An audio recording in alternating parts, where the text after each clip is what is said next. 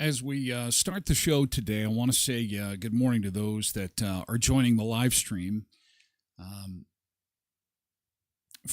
from across Manitoba and indeed all over. We're dealing with an incredibly tragic situation in Canada this morning, a nationwide tragedy after what could be one of the worst incidents of violence in Canadian history. A story that broke yesterday afternoon and continues to unfold this morning as we pray for those who are currently in hospital recovering from a horrific incident in British Columbia yesterday afternoon. This isn't supposed to happen here, but it has, and we have a community completely in shock and reeling, a province reeling, and across the country. And this is making headlines around the world. And there's no words. There's really no words. People just have to hold each other, support each other, hug each other, be there for each other, and that's all we can do.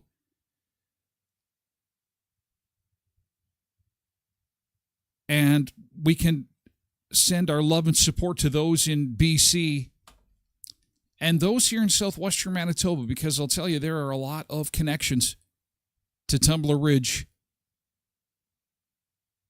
and western Manitoba. So no, it's not a regular show today, and I apologize for that. This is unlike anything that we've ever seen before. And when it happened, and I was getting ready for the show today,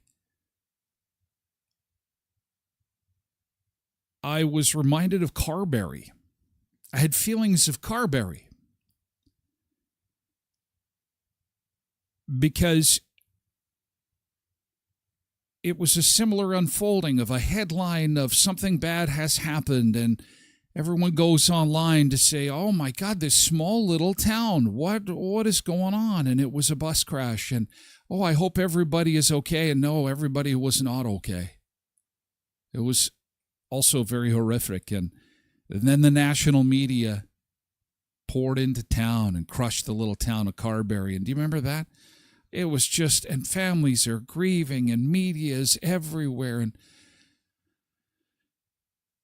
as for Tumbler Ridge, it's a northern BC community, and while it's making headlines around the world, there are still very few details as to what happened. We know the nuts and bolts of how the day unfolded, but the who's and the whys are still coming. And right now we've got 37 families directly impacted by this tragedy, with 10 souls lost and 27 injured people. And some of these injuries are awful, so folks are going to be recovering for quite some time. One of the people that is in BC right now covering this event is a former Brandonite. Her name is Sarah Penton. If you know who Bruce Penton is, Bruce used to own and operate the Wheat City Journal. Then it was, I believe, the Westman Journal, and then that news publication closed. And it was a hyper-local news publication. And Sarah, I had the pleasure of working with Sarah in my time in radio in Brandon, and she is now in BC, and she has interviewed some folks who were very, very close to the situation yesterday, and we'll get to that in just a moment. But, before we talk about it, I do want to say a quick good morning and a thank you to those who took the time to drop by today. We will have some fun stuff later on in the hour. I just wanted to get the show started. I wanted to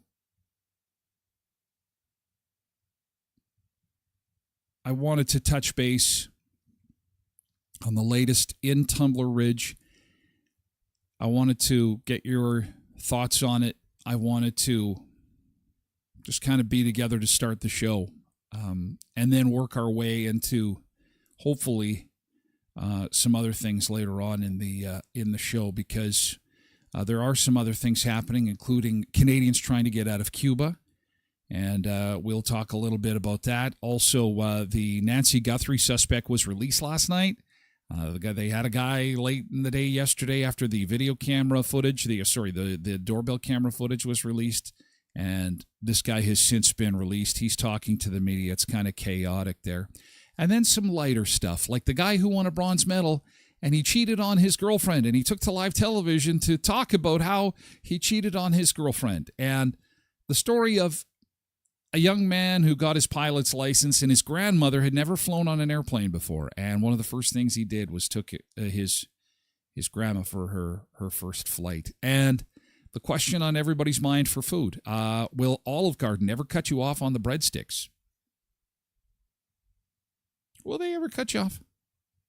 We'll answer those questions and others. And, of course, we will hang out together. Good morning to everybody in chat, of which there are a lot of folks, and to say good morning and obviously pray for our friends and family members in BC. Pebble says, my husband's brother's and sister's home. Such a sad day.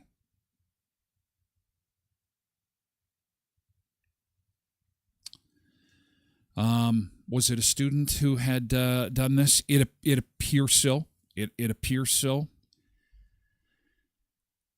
For folks like Quentin, we'll bring you up to speed in just a second. But you know what I want to do? I want to show you a little bit of Tumbler Ridge, because Tumbler Ridge is a very pretty place.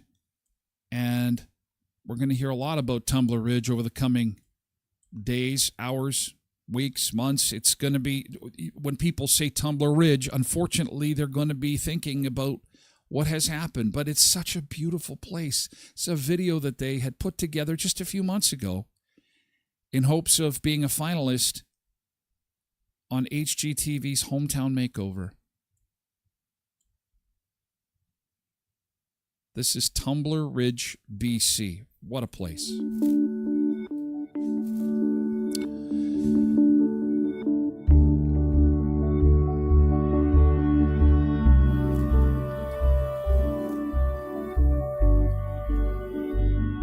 Northeastern British Columbia. I'm told the population's about 2,400 people.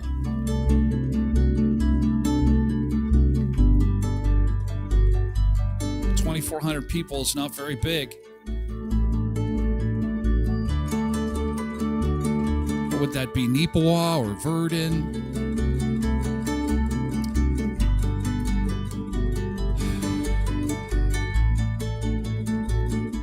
My name is Jason Bradley. And then they go into the They go into a bit of a pitch, which they have to do because they wanted to have the home makeover. But just a beautiful little community nestled in the mountains there. And a lot of Westman connections, a lot of families in Western Manitoba that have friends and family up in this country. Susan says, so much sadness for so many today. Prayers for everybody affected.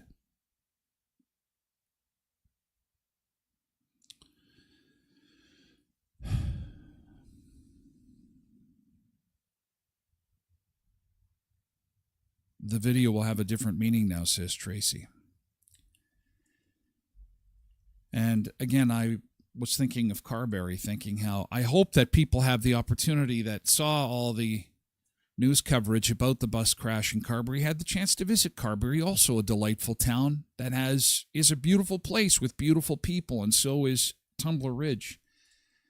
But all that beautifulness was interrupted by a call to RCMP that happened about 1 o'clock yesterday afternoon, which would be that'd be about 3 o'clock our time in Brandon. Mountie said they received a report of an active shooter at Tumbler Ridge Secondary School, and obviously police had to enter the school. They had to locate the threat. And during the search, they realized that there was other victims in the school. 6 other people were found inside, non-responsive. Approximately 25 additional people were treated at a local clinic for non-life-threatening injuries. But as soon as police arrived on scene and saw the seriousness of it, it was like the entire town went into lockdown. And that's when it hit social media that not only had they locked down the 2 schools, but they'd locked down much of the community. And there was a shelter-in-place order that was sent out, which meant that you're not supposed to leave your house. 2 other folks were found non-responsive inside a home police believe is connected to the incident. Police say officers are searching additional homes, and there's still so much we don't know. We are not in a place to be able to understand what has happened, said Superintendent Ken Floyd, commander of BC's RCMP North District. Our thoughts are with the families, loved one, and all those impacted by this tragic incident. This has been incredibly difficult and an emotional day for our community.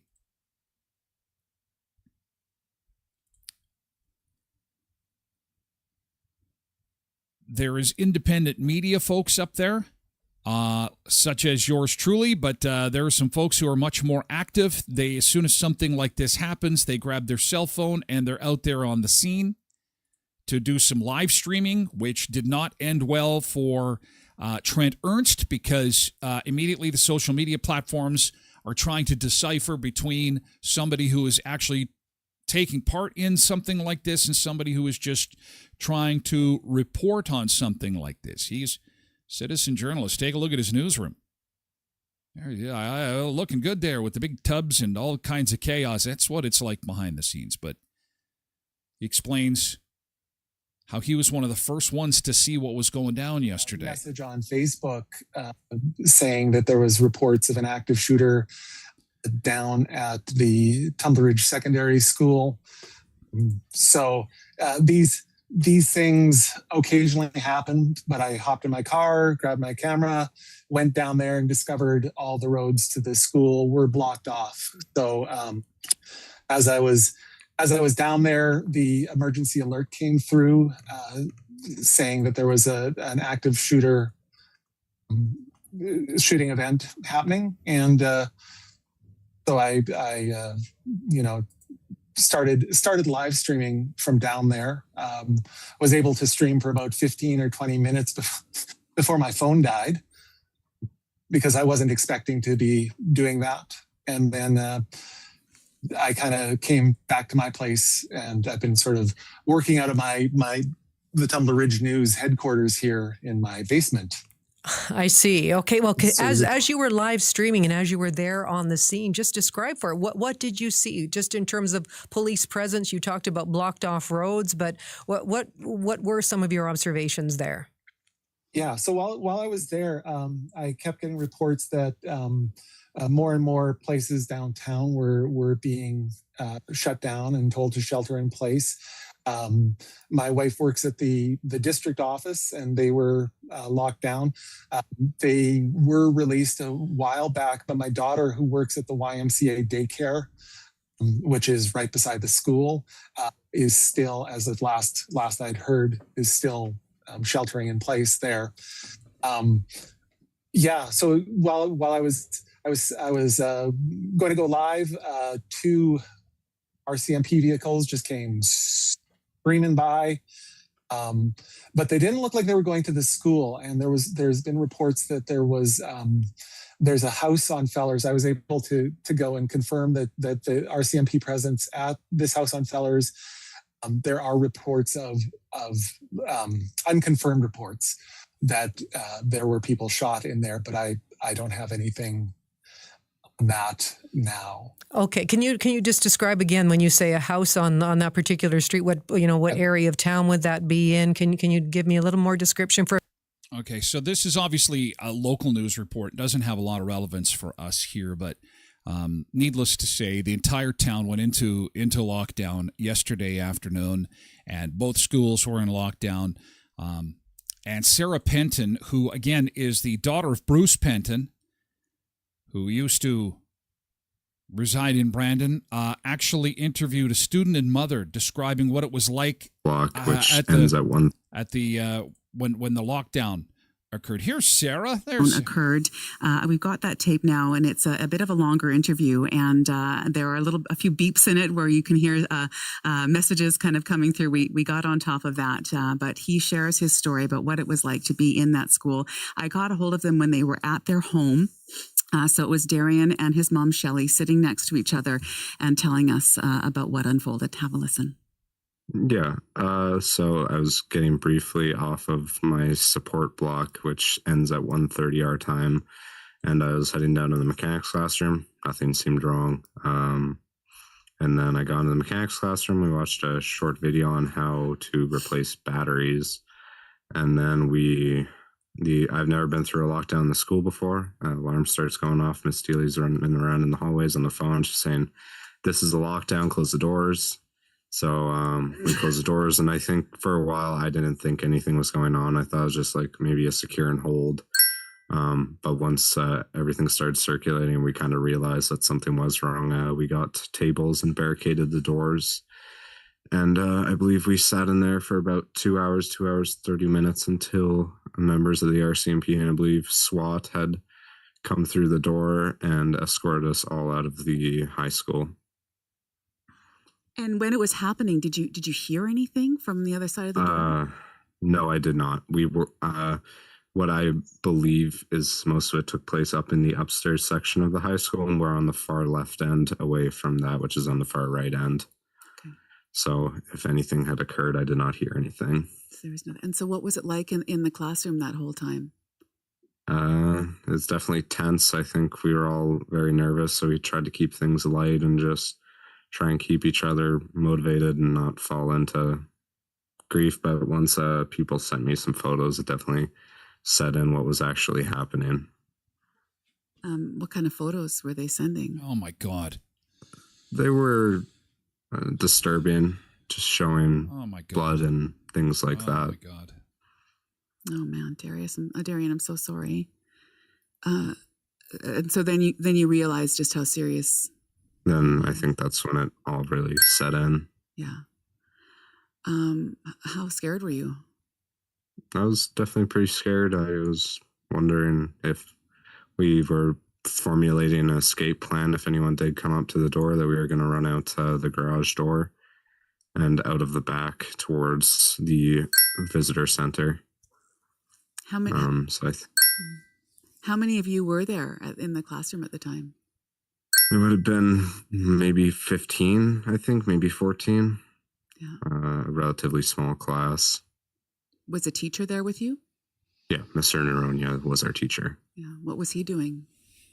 He was just making sure everyone was in the correct place, making sure everything was going smoothly. I think once we realized, we kind of organized us all to start moving the tables towards the doors and just formulating our escape plan if anything did happen. Yeah. Sorry to ask, is it possible to turn the notifications off on your phone? If it's not, that's There's a lot going on right there, Sarah. I didn't. Oh, sorry if it was coming. Everybody's trying to check in, see if everybody is okay. And so when you finally got the word that you could get out, what happened? What was that like? The police came through the door and yelling hands up, things like that. And we were all escorted out of the classroom, keeping our hands up the entire time. And there were police positioned at different points throughout the building, making sure that nothing was coming from front or behind. And we were escorted out one of the foyers, and we left out the door and then turned up towards the community center where I met my mother. Wow. I think that dinging might be on my end. Can I get you to hold on for a quick? Oh, my gosh.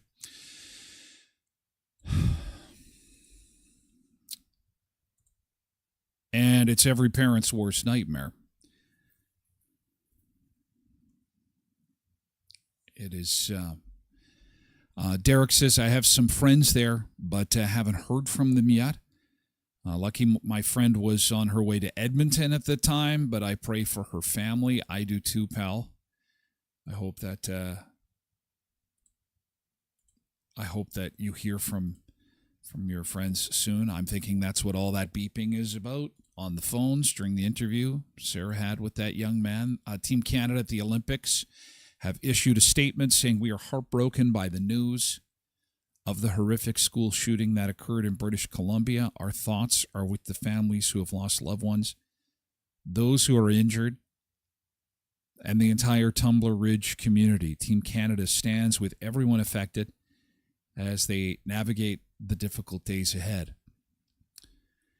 There's a Munich security conference that is supposed to be happening right now, and the Prime Minister is supposed to be there. He has since canceled that trip. He will not be attending. We are hearing that chances are he is probably on his way to BC to at least be in the province once things stabilize and security and disruption will be kept to a minimum so that he can lend his support. He had this statement: I'm devastated by today's horrific shootings in Tumbler Ridge. My prayers and deepest condolences are with the families and friends who have lost loved ones to these horrific acts of violence. I join in Canadians in grieving with those whose lives have been changed irreversibly today. And in gratitude for the courage and selflessness of the first responders who risked their lives to protect fellow citizens. Our ability to come together in crisis is the best of our country, our empathy, our unity, and our compassion for each other. I have connected with Premier Eby to express condolences and with the Minister of Public Safety, coordinate a federal response. Our officials are in close contact with their counterparts to ensure the community is fully supported as best we can. The Government of Canada stands with all British Columbians as they confront this horrible tragedy.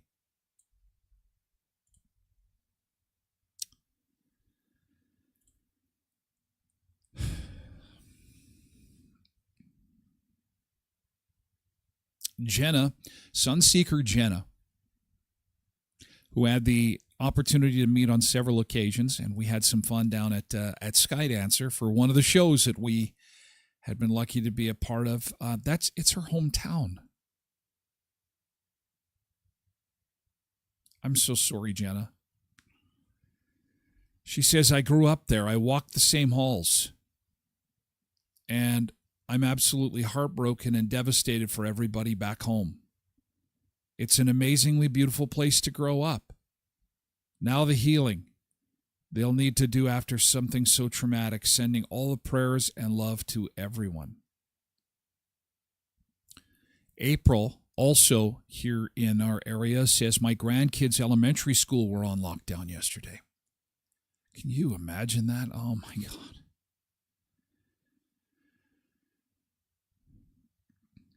April says, plus they live on the same street as what is thought to be the shooter of this, the person responsible for this.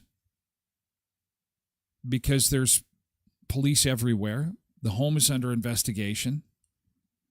This has been an emotional day. Thoughts and prayers with Tumble Ridge, and so thankful my daughter and grandkids are okay. Oh, my God.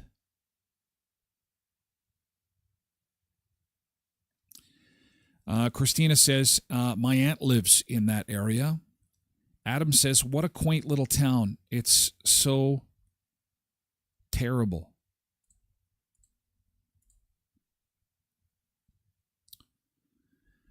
And I also received a message from Russell. Russell is from our area and is up there working currently, catching the show when he can. Appreciate that, Russell. He says, yesterday this came onto my phone.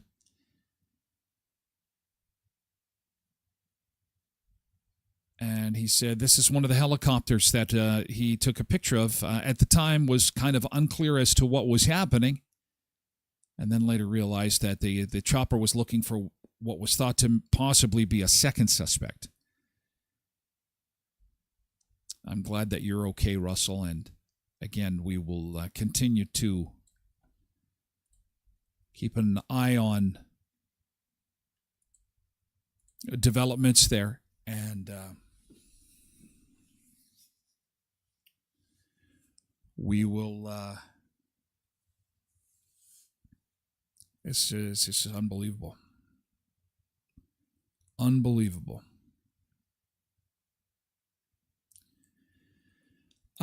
We will get to other topics on the show today, and I don't know how to possibly segue out of this other than to say that, hey, spring training is about to begin. I'm seeing in my feed that some baseball players are arriving in Dundon, Florida. And so that's cool. That means that summer is not far off, hey? Baseball? Okay, I could use a little baseball. Oh, and because I didn't even do the weather earlier, we'll do the regular rigmarole after our quick beach break. We will do that, okay? And I do want to thank our sponsors of the show. Without them, I can't be here to be with you in the morning. And one of those sponsors is our friends at Elkhorn Resort, where they have got a great way to celebrate Valentine's Day. Yes, that is coming up. That is like not very far off. We got Friday the 13th, and then we've got Valentine's Day. And so Valentine's Day, they've got some special deals taking place at the Elkhorn that I want to let you know about. And tonight is that wine tasting, by the way. 5 p.m. guest check-in to the spa. Tasting and charcuterie board around 7 p.m. I'm sure you can still get some tickets to that. They've got a charcuterie board. A sommelier will be there. And don't forget the Valentine gift card promo. Buy $150 in gift cards between now and the 13th and get 50% off your next Nordic Spa visit at elkhornresort.mb.ca. At Tim Hortons, they've got some merch that's really kind of cool for Valentine's Day.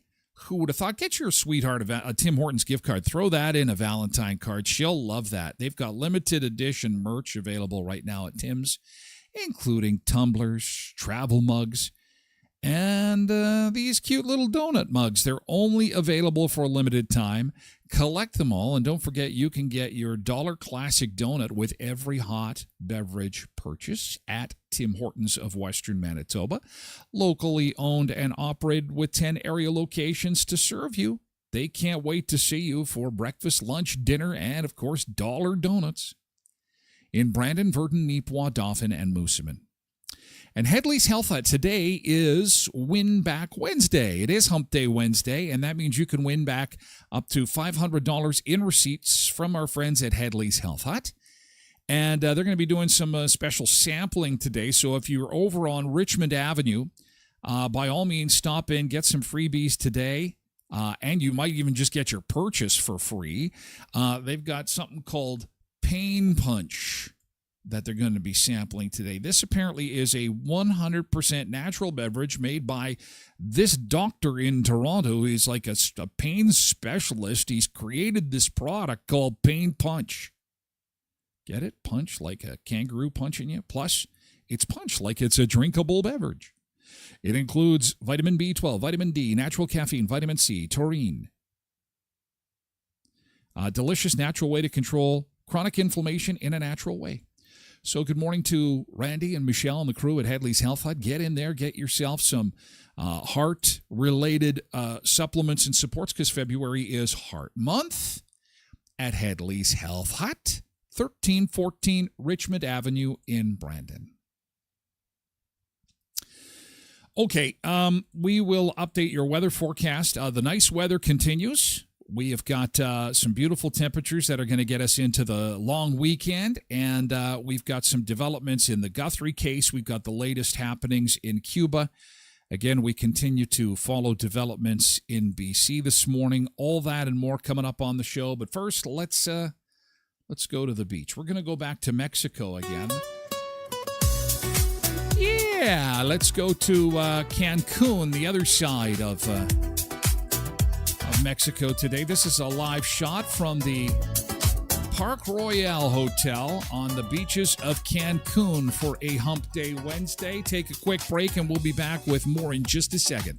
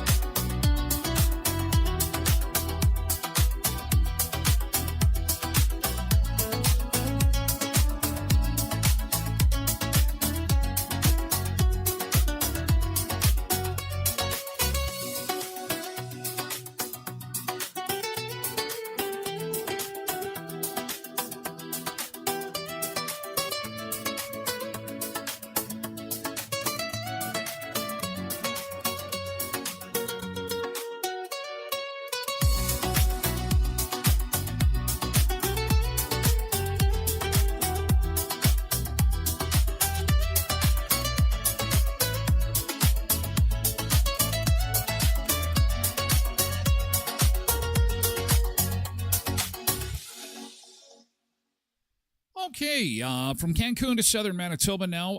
We've got nice conditions again this morning. Thankfully, we are not close to the freezing mark like we were on Monday. When those temperatures hover around zero, things can get a little hairy on the roads. And looks like our road situation this morning is okay. We've got normal seasonal driving pretty much everywhere. Those cold temperatures do help at -8. Use the term cold loosely because really for this time of year, -8 is our normal daytime high. This camera out at Moon Lake is really fooling folks at the province here. It doesn't work to start the show, then it kicks in, but it's like old footage. But it'll be fun to see that camera come springtime when all the snow is gone and it's still showing a dark, snowy camera. Oh, man. Anyway, here's a look at the forecast, your Valentine's forecast, and it is going to be beautiful today, slushy and mucky and zero and the same tomorrow, and actually we can get warmer from here. How much snow have we lost in the last little while? We did lose some snow. Take a look at this. Wow, you get, the Wheat Kings were in Moose Jaw. Was it Moose Jaw last night?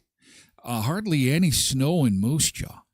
And boy, warm conditions are really chewing up the snow, which is not going to be really that great for the spring and summer when forest fire season rears its ugly head. But Manitoba still got some good snowpack there, but Saskatchewan's losing it fast. So is Alberta. And, man, North Dakota's just almost out of snow. Could be drought-like conditions unless we get some more snow. And, again, said it yesterday, I never thought that I would be excited or wanting to have some snow fall on us, but here we are. Here we are. Canadian travelers are trying to get out of Cuba. We just want to go home. Canadians are waiting for answers. Airlines are adjusting. It is a little bit chaotic. Canadian Airlines have announced that they do have contingency plans to get people off the island. Cuban officials have said that jet fuel, they're starting to run out. They're starting to run out of jet fuel. And the fuel shortage comes amid ongoing supply challenges on the island. It's not just low on fuel. They're low on bottled water. They're low on food. They're basically low on resources there. And some Canadians have said that they're currently unsure when they'll even get home. Some people have had some airline officials visit the resort to kind of brief them on what's going, probably in bigger centers. But other travelers are saying they have heard nothing from nobody. But, I guess, the airlines are expecting people to jump on their phones when internet is available. Air Transat has suspended all flights to Cuba through the end of April. WestJet, Sunwing, and Air Canada have, again, suspended all travel to Cuba. They're trying to fly empty airplanes down there to get people back. There are more than 7,000 Canadians registered in Cuba, according to Global Affairs Canada, who are monitoring the situation. And there is a group from Edmonton who recently asked for some help from the media to say, hey, can you get the word out that they got to come and get us? Can you come get us out of here?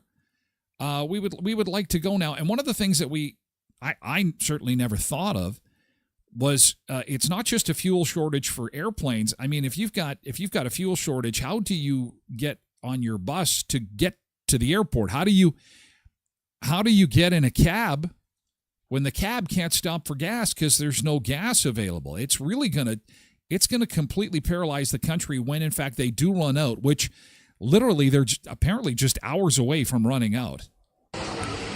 Our flag. A group of 5 friends from Edmonton arrived in Cuba last Wednesday. To come here and enjoy the weather and have a vacation. Hazim says everything about their vacation was normal until a few days ago. A notification came their scheduled flight home was canceled. Everybody is under stress.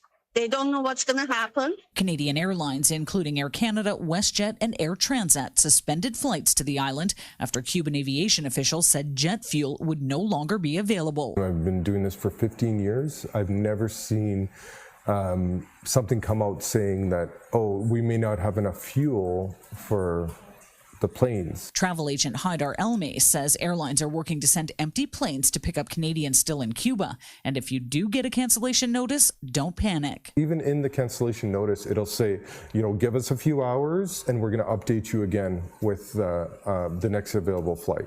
So absolutely, it's really a scary thing to see when you see your flight get canceled, but know that there's a lot of people behind the scenes that are really working hard to get those notifications out. He says hundreds of Edmontonians had vacations booked to Cuba. Season's over for Cuba.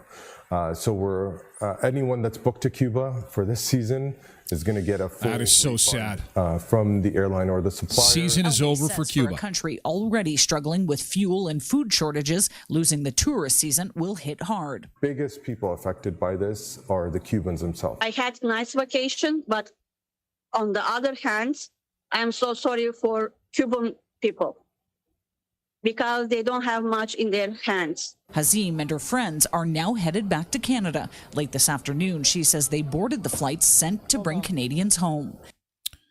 Okay, so that's good. They're on a plane and probably home by now, as quite a few are. And hopefully if you've got some friends or family members in Cuba, they've got a game plan to get off the island and get onto an airplane. At the end of the day, if push came to shove And they did run out of fuel, and there were still some Canadians there. I mean, we could send ships. I mean, Cuba is, what is it, like 70 miles off the Florida coast? It's not all that far from the rest of North America, but we can get everybody home on a plane.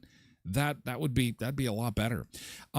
Boy, busy news day yesterday. Good God. And then so stateside in Arizona, the Nancy Guthrie case continues, and it looked like they were getting close. Did you see the pictures they released yesterday of the guy on the doorbell camera in his ski mask, and he had a backpack? And boy, the rest of the afternoon, the internet, you could just hear it buzzing. You could hear the internet buzzing as internet sleuths took to the internet to share theories and things that they noticed about the pictures, and so many comments about the eyebrows, that these are ladies' eyebrows. No, they're not. They're guys' eyebrows.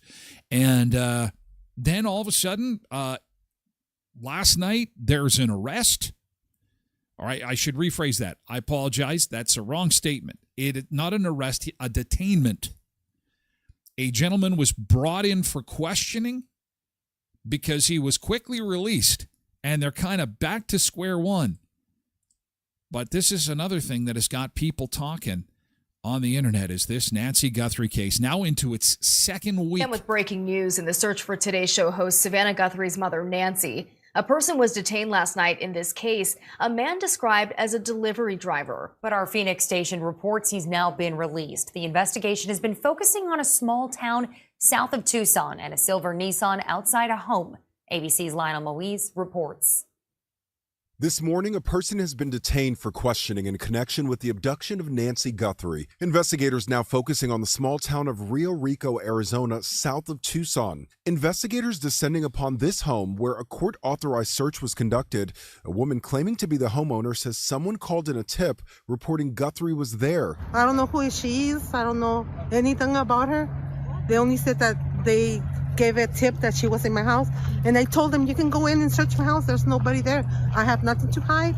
There's nobody in my house, and I don't know what's going on. She told reporters her son-in-law was the person detained by police, identifying the vehicle in a picture and saying he's a delivery driver in Tucson, but insisted he had nothing to do with Nancy Guthrie's disappearance. The Pima County Sheriff's Department said that person was detained during a traffic stop.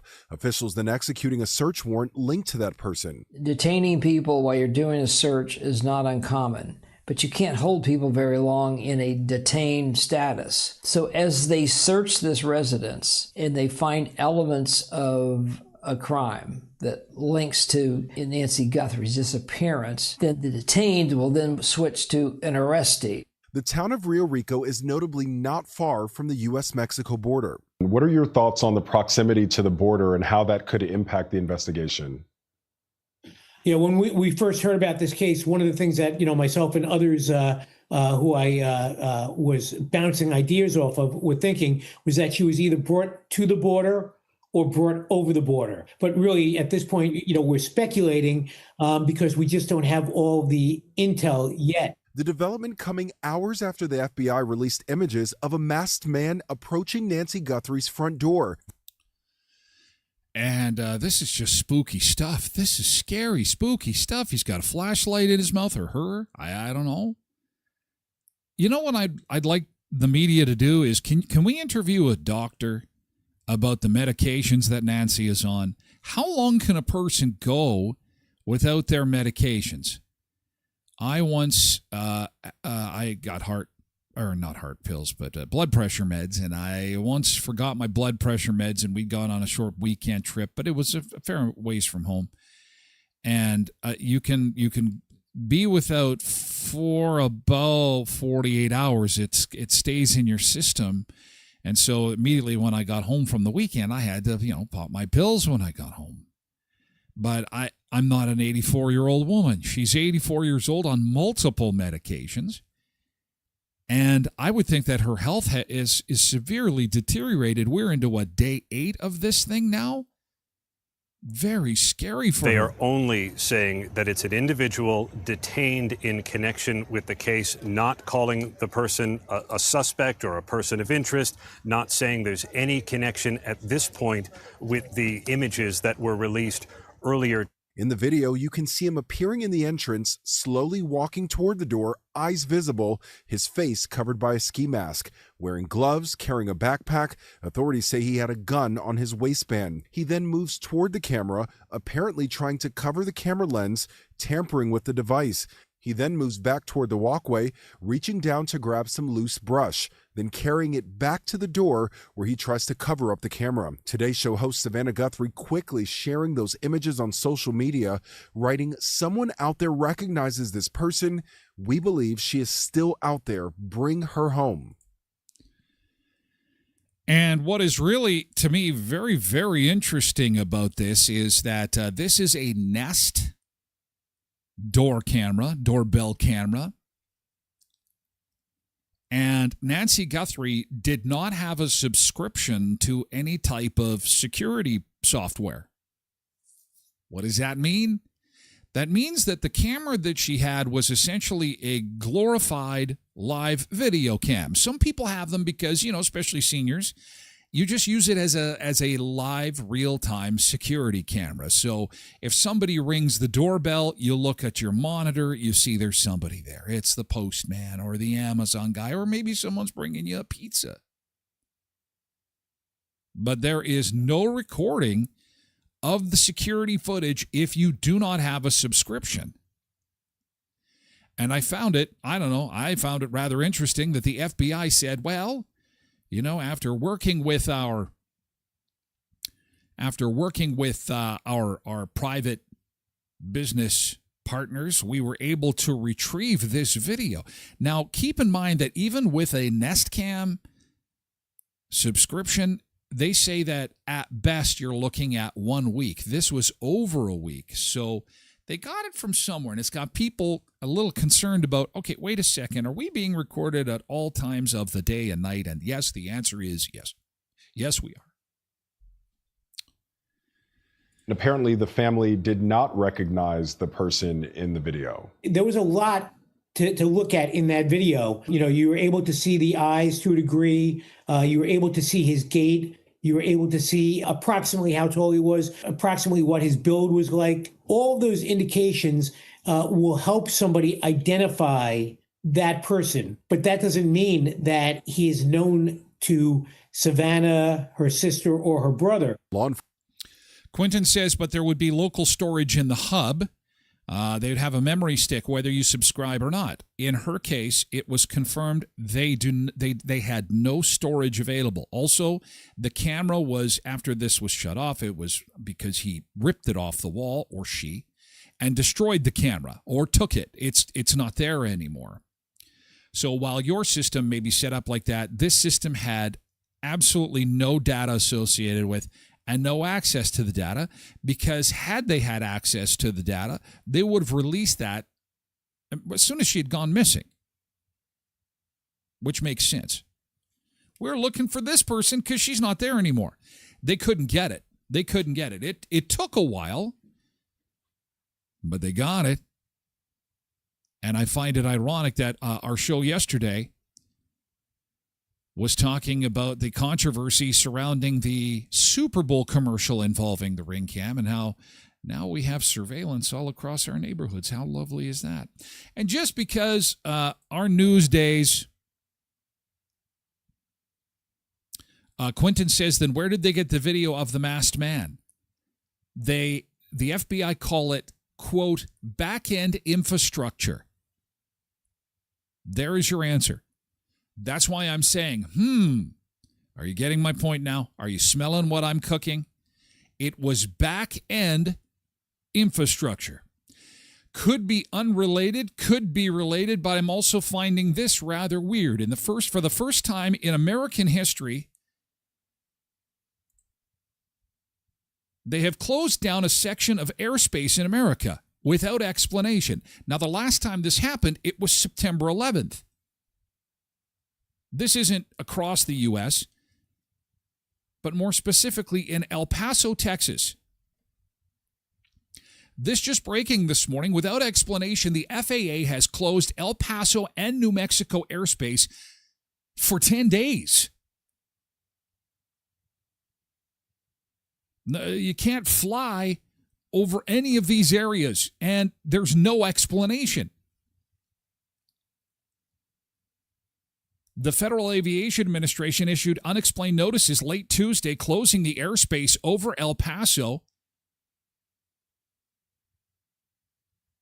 and a large patch of southern New Mexico.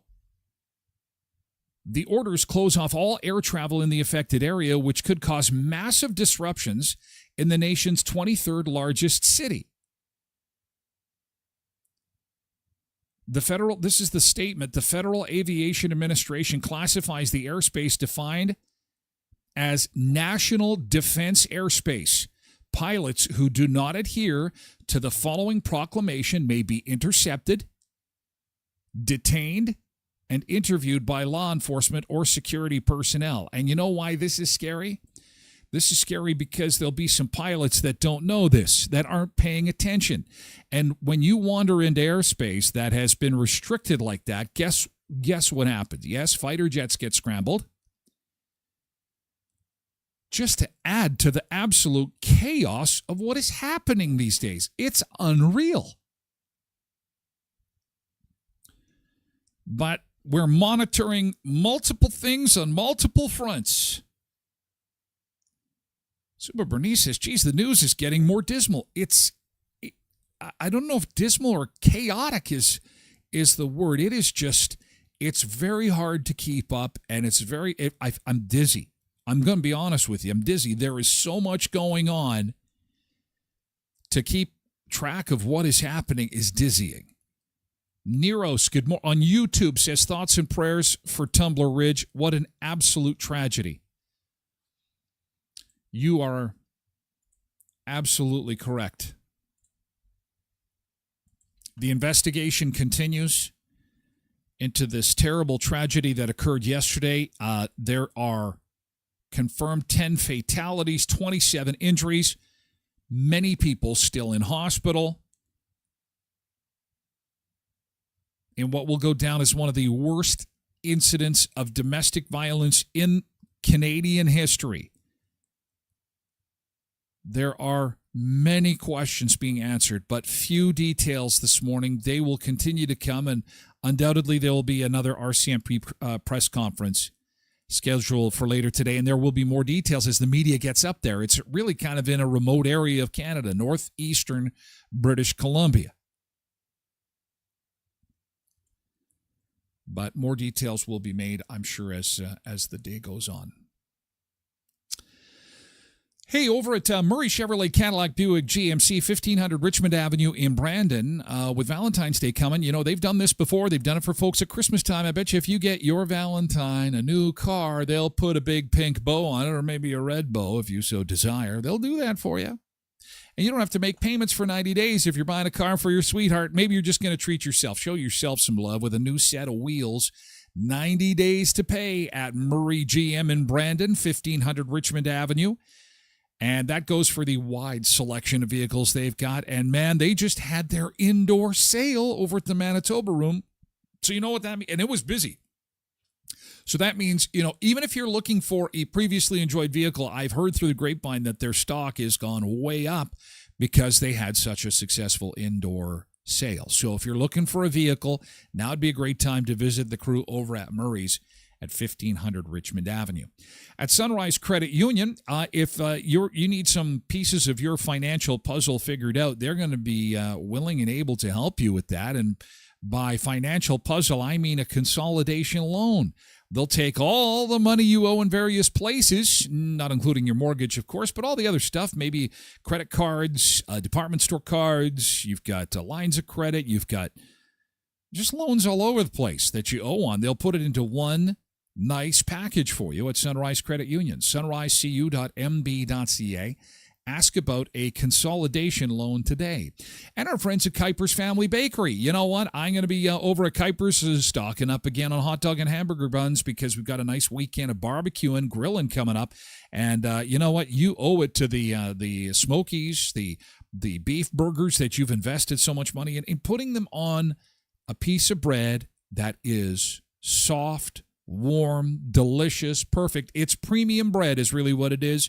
It is a premium brand because they've been in business for decades because of these recipes that are tried, tested, and true. So go and visit them, would you? Kuiper's Family Bakery at 1411 First Street, just north of the First and Richmond corner, next to Tasty's.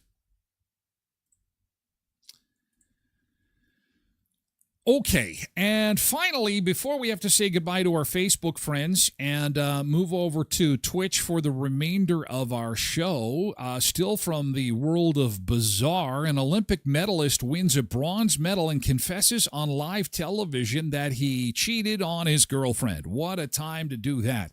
As the world is celebrating your accomplishments, and you're on top of the world, you're thinking, oh, I've got everything figured out. This is fantastic. I can't wait to celebrate with the ones I love. I don't have the ones I love because she's probably going to leave me because I cheated on her. Is that the right spot to be doing this? Some found it humorous. I kind of found it a little sad. I felt bad for the girlfriend. Now everybody knows what's going on with the two of them.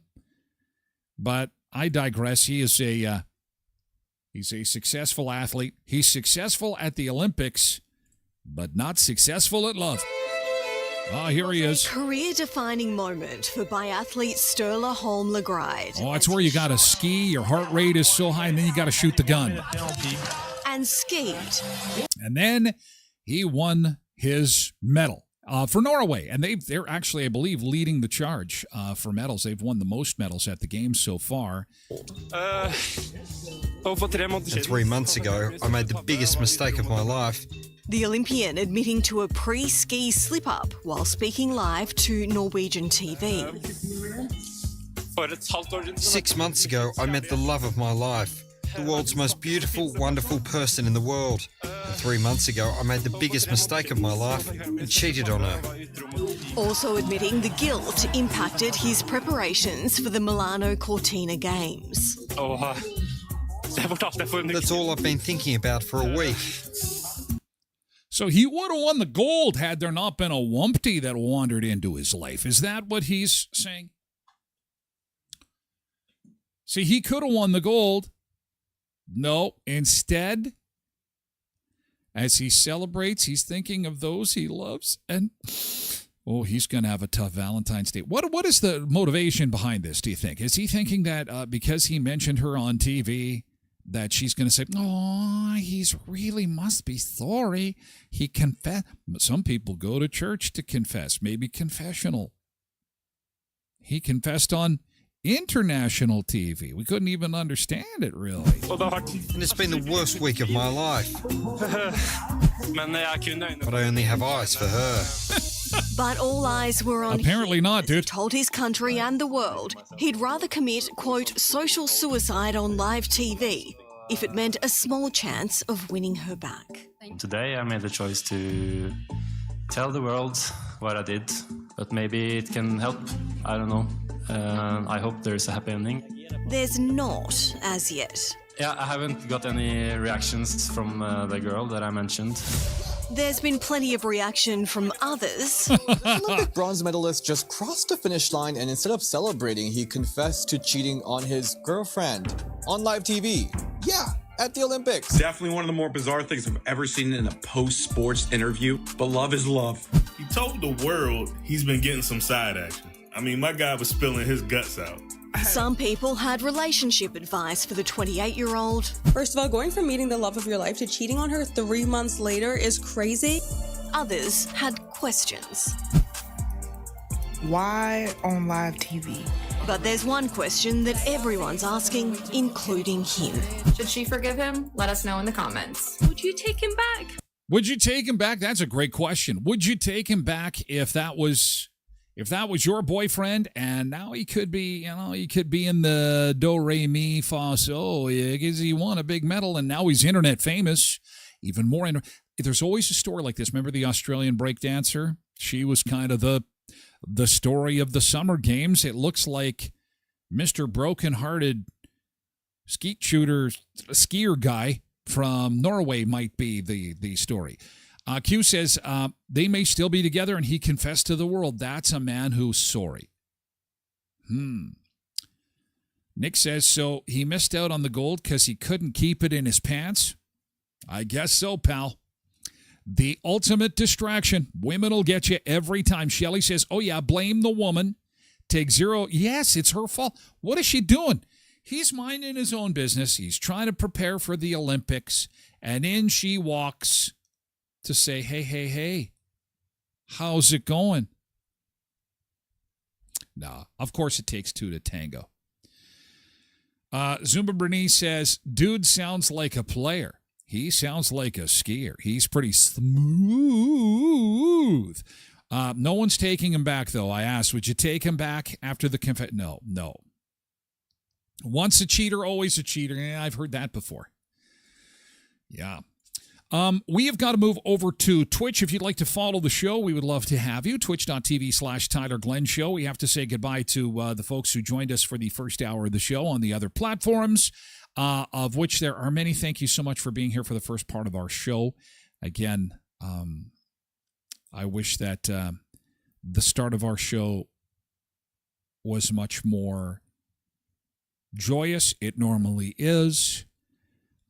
Our thoughts are with our friends and family members in BC right now, and we'll continue to watch that story and bring you more information when it becomes available. In the meantime, we will attempt to have some fun in hour 2 of our show.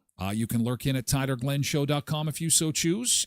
It's for our VIPs only, so thank you so much. Come and join us if you'd so choose. Thank you so much to our friends on TikTok and YouTube. Goodbye. X, thank you so much. Catch you later. We're moving over to Twitch. And